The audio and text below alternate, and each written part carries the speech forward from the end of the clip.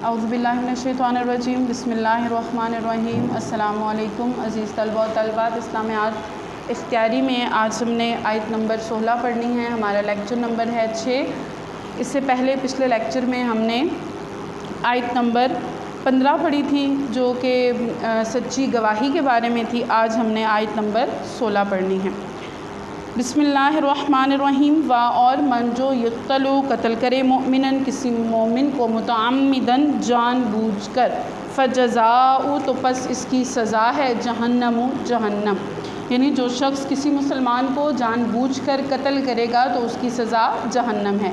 خالدینہ ہمیشہ رہے گا، فیہا اس میں، وغضب اور غضب ہوگا اللہ کا علیہ اس پر، ولعنہ اور لعنت ہوگی اس پر، جس میں وہ ہمیشہ رہے گا۔ کس میں رہے گا؟ جہنم میں وہ ہمیشہ رہے گا، اور اللہ اس پر غضبناک ہوگا، ولعنہ اور لعنت ہوگی اس پر، وأعد لہ اور تیار کر رکھا ہے اس کے لیے، عذابًا عظیما بڑا عذاب، اور اس پر لعنت کی اور اس کے لیے بڑا عذاب تیار کر کے رکھا ہے۔ جو شخص کسی مسلمان کو جان بوجھ کر قتل کرے تو اس کی سزا جہنم ہے، اور جس میں وہ ہمیشہ رہے گا، اور اللہ اس پر غضبناک ہوگا، یعنی غصہ کرے گا اللہ، اور اس پر لعنت کی اور اس کے لیے بڑا عذاب تیار کر رکھا ہے۔ لعنت کے جو معنی ہیں وہ ہیں اللہ تعالیٰ کی رحمت سے دوری، یعنی اللہ تعالیٰ ایسے انسان کو اپنی رحمت سے دور کر دے گا۔ قتل عمد کی سزا، یعنی جان بوجھ کر عمد کر کے ایک ارادتاً جو آپ نے قتل کیا ہے وہ کیا ہے اس کی سزا۔ اس آیت میں قتل عمد کی سزا بیان ہوئی ہے۔ یہی سزا کافروں کے لیے ہے۔ کسی مسلمان کو جان بوجھ کر قتل کرنے والے پر اللہ تعالیٰ غصہ ہوتا ہے، اسے اپنی رحمت سے دور کر دیتا ہے، یعنی اس پر اللہ تعالیٰ لعنت کرتا ہے اور اس کے لیے بڑا عذاب تیار کر کے رکھا ہے، اور اسے گناہ کے بدلے دوزخ میں بھی ڈال دے گا، جس میں وہ ہمیشہ رہے گا۔ ہاں، اگر اللہ تعالیٰ خود چاہے تو اس کو دوزخ سے نکال دے گا۔ انسانی خون کی اہمیت۔ اتنی سخت سزا اس لیے ہے کہ ایک مسلمان کا دوسرے مسلمان پر سب سے بڑا حق اس کی جان کا احترام ہے۔ اگر ایک مسلمان اپنے مسلمان بھائی کو جان بوجھ کر قتل کرتا ہے تو گویا اس نے حقوق العباد میں سب سے بڑے حق کو تلف کر دیا، یعنی سب سے بڑے حق کو اس نے ختم کر دیا، جس کی تلافی کی اب کوئی شکل باقی نہیں رہی، کیونکہ مقتول تو اب دنیا سے رخصت ہو چکا۔ اس لیے ایسے قاتل کے لیے خوفناک اور دردناک عذاب ہے۔